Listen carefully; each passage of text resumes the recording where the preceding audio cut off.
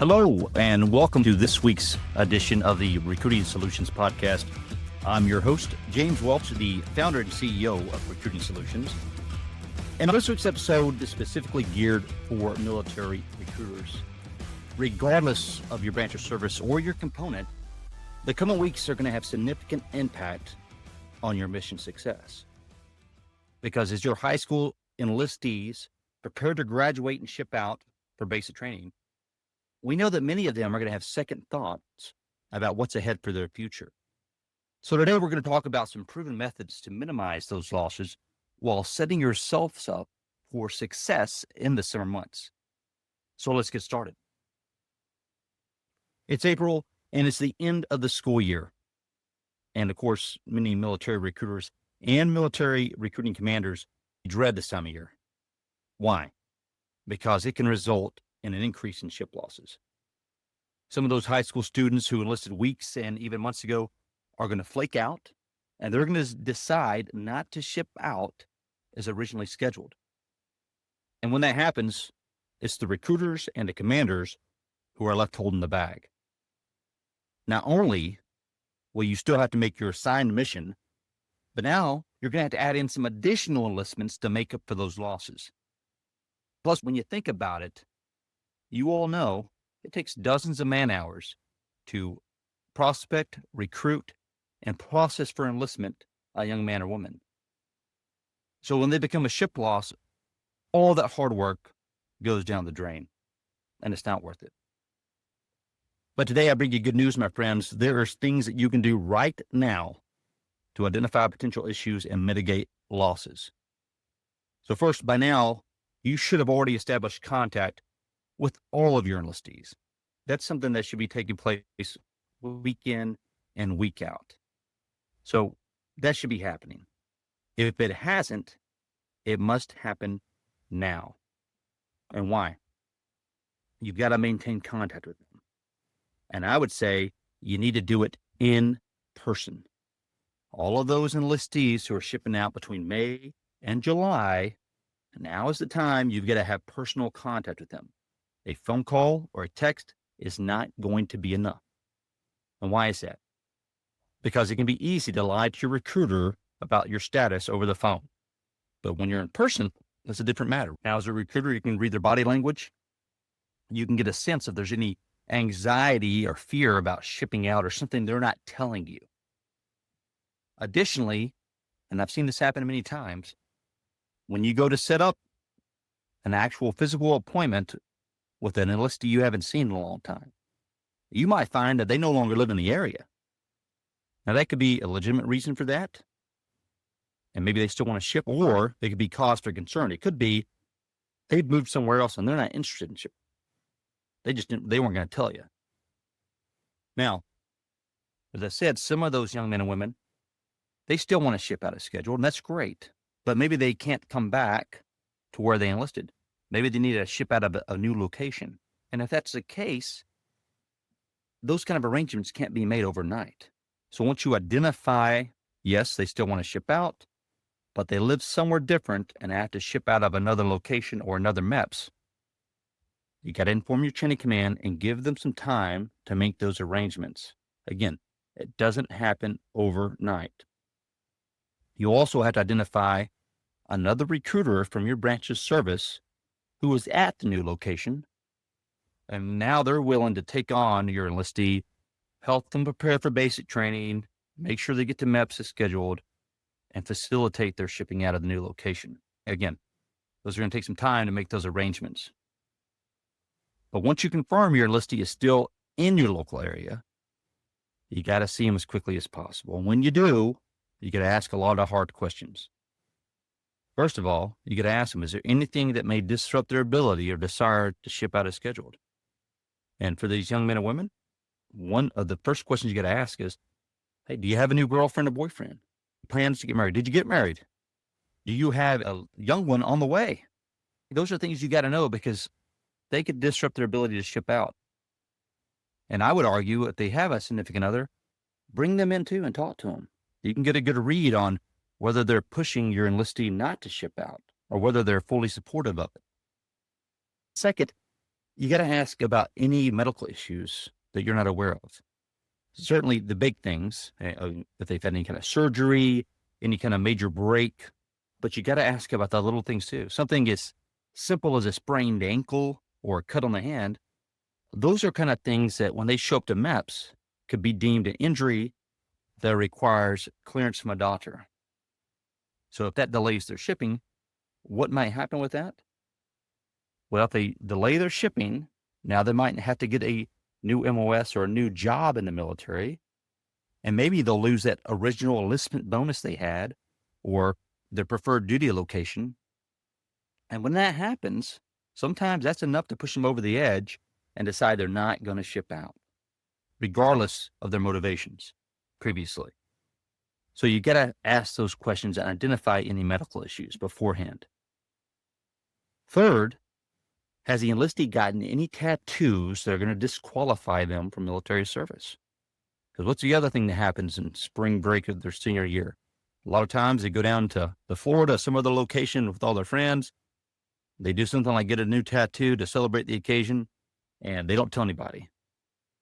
Well, they got to tell you as a recruiter, because if they show up to MEPS to ship out, and now they got a tattoo on their body that disqualifies them for service, again, that's going to delay their ability to ship or negate it altogether. So you got to ask those questions. Next, you've got to ask them if they got a new job, what they're doing between now and their ship date. And if they have a new job, what are the plans for that? When do they plan to quit the job and get ready for basic training? You might find that they're all of a sudden making a lot of money and they don't plan to quit. And if that's the case, again, maybe their desire to serve has changed and you need to talk to them about some other options. Maybe reserves are better now. So have those conversations. And then next, you got to weigh them. A lot of seniors put on a lot of weight their senior year. Weigh them, make sure they're within the standards, and you might even have to tape them. Because again, they put on weight and they bust tape at MEPS. Now you're dealing with their ship date being pushed out and perhaps a new job altogether. So get ahead of that now. Identify any potential issues. If they do have some concerns about weight, help them create a plan to responsibly lose the pounds before they ship out. And the next, you got to find out the number one thing for high school seniors. Are they going to graduate? And yes, you can ask that your enlistee all day long, but you've got to actually verify it. Now, how do you do that? I would recommend you go to the school and you talk to the guidance counselor. Find out if your enlistee is still scheduled to graduate. They may tell you they're not, right? They may say, no, Jimmy is not going to graduate. He's going to require summer school. If that's the case, you need to know that. So now you can make the arrangements to push your ship date out. Then you have to ask them to annotate it. If they're willing to do so, I would recommend you have the guidance counselor give you what's called a will grad memo. And that's just a memorandum from the school that states, yes, Jimmy's going to graduate on time. No, it will be delayed. Or no, he will not graduate and will have to come back next year. These are things you got to know. And then once you have that, you can share it with your chain of command to show that you did in fact do your due diligence in terms of the high school graduation. And then the next thing you got to do, and this is a really big concern, is after you've asked all those questions, you got to ask your enlistee point blank, are you still excited about shipping out? And if they have any hesitation, you got to try to uncover the source of their concern and mitigate it. Now, what I have found for many years in recruiting is this. They're going to make up all sorts of excuses. My grandma's sick, my dog's dying, my cousin's got to move. All that is nothing more than a veil hiding their fear about basic training. And why is that? Because in today's society, a lot of kids don't have anyone in their family that's ever served. So when they think about the military service, they think about Full Metal Jacket. They think about old war movies. And that causes a lot of fear and anxiety. So what you've got to do is explain to them, and perhaps even their family members, here's what you can expect at basic training. Day one, through the rest of their time at basic training. And a lot of the branches of service now have videos that walk applicants through this. If your service has those, show them one of those videos. You can probably find them on YouTube.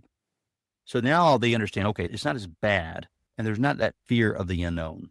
So show them those videos. The other thing you got to do is that you've got to train and prepare them for basic training. If they're not already participating in training at your recruiting station, you got to start now. And you've got to teach them basic military information, rank recognition. What's the difference between a staff sergeant and a sergeant first class? Or the difference between an officer and a non-commissioned officer? Basic drill and ceremony. Here's how you march. Here's how you salute. Here's that you stand at parade rest for a non-commissioned officer. Then you got to physically prepare them. Make sure they can do the basics. They can do some push-ups. They can run a little bit. Your goal should be that your enlistees have the confidence and tools to be the distinguished honor graduate of their basic training class. When you build their confidence to that level, their fear and anxiety is going to be reduced greatly, and they're much, much more likely to ship out to basic training. So after you've done all this, you've had those discussions, you've identified any potential issues, you need to annotate any concerns or this person's on track to ship out as scheduled. Now, your service might be like the Army. You might have a recruiter database where you can actually annotate information in the future soldier contact history or the enlistee contact history. If that's the case, put that conversation or the details of that conversation in those notes. If there's an issue, you better put it in there. Hey, talked to Jimmy Walsh today. He has decided he's not going to ship out as scheduled. He's gotten married and his new wife's pregnant. Annotate it and then immediately inform your chain of command. Because bad news does not get better with time. And you certainly don't want to wait till ship day to tell them. And I can tell you this, by informing your chain of command, it serves a couple of purposes. Number one, now you get others involved. You might be able to mitigate this situation. So let your commander know, and maybe he or she or the non-commissioned officer in your chain of command can help you. The second thing you got to do is you just have one enlistee loss. What if there's a dozen of them across your unit? The commander has to be aware of all those losses so that he or she can now plan for those losses. And why? If they get hit with 12 losses in one day, they got to make all 12 of those plus their mission. It's very hard to do. So do your commander a favor and let them know in advance that you've identified a loss. They would appreciate that much more than being surprised at the last minute, I assure you. And then I can tell you this, again, from my personal experience, having been a recruiting commander on multiple occasions, when I take an enlistee loss, I take the time to contact the enlistee and speak with the young man or woman because I want to find out, hey, what's happened? Why have they decided not to ship out? And sometimes, yes, there's a legitimate reason why they can't do it, and that's understandable. But I would say 80% of the time, it comes down to either the fear of basic training, like we previously discussed, or they had not spoken to a recruiter in months. And in those cases, usually they enlisted and the recruiter forgot about them and the enlistee didn't hear from the recruiter until ship week. And by that time, they have different plans for the future and they've lost that motivation to serve. You can't do that. Your job as a recruiter does not end when your applicant enlisted MEPS. That's just the beginning. You've got to maintain positive communication with them every week and train them for basic training. Again, your goal should be that they have the tools and confidence that they are going to be the distinguished honor graduate of their basic training class. That's how much they have to be prepared. And I would argue next to your daily prospecting, which of course is the most important thing we do in recruiting, but next to prospecting, your work with your enlistees right now, that's probably the most important thing you can do. You got to reach out to all of your enlistees right now, if you have not already done so, and have those hard conversations in person. If you wait until the week or two before they're supposed to ship out, I guarantee you, it'll probably be too late to take any action if you find an issue. So you got to do it now. You can't wait. And I'll tell you this, if you're a recruiting commander listening to this, regardless of your echelon, you've got to get on top of this issue immediately as well. And the more work that you put into this in April and May, I promise you, the less pain that you're going to experience in the summer months. I know that was a lot to take in. I hope it was helpful, but I want to thank you for taking time out to listen. And I would ask, please be sure to rate this episode. Let us know what you think and subscribe for future podcasts. You can follow me, James Welch, on LinkedIn, or follow Recruiting Solutions on our website, recruitingsolutionsllc.com.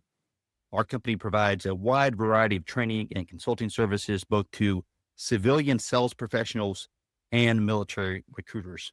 If you'd like more information about what we provide, go to our website. You can drop us a line there. And again, that's recruitingsolutionsllc.com. Again, thank you for listening. Here's wishing you less stress and more success on the recruiting battlefield. This is James Welch signing off.